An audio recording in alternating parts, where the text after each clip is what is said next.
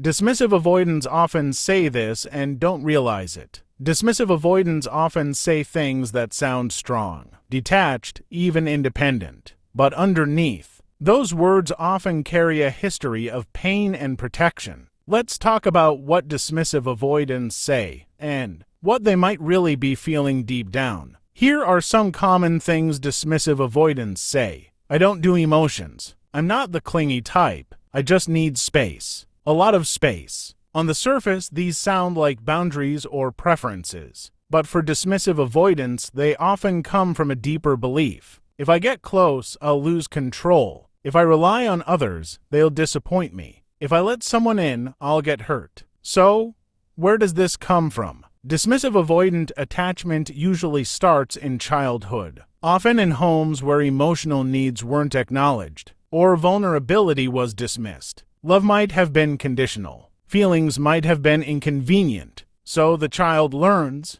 it's safer not to need. It's better to be self-sufficient. As adults, that turns into emotional distance. They may appear calm under pressure, but avoid emotional intimacy. They may value independence so highly, it becomes a wall. And they may not even realize they're doing it, because it's all they've ever known. The tricky part is, dismissive avoidants don't always feel avoidant. They're not walking around thinking, I have an attachment style problem. They just feel more comfortable in logic than in emotion, more at ease alone than in intimacy. So, when a partner wants more closeness, a dismissive avoidant might say, why do you always need so much from me? You're too emotional. I don't see why we need to talk about everything. Just let it go. What they often don't realize is, it's not the partner who's too much. It's that emotional intimacy feels foreign and maybe even threatening. Here's what dismissive avoidants often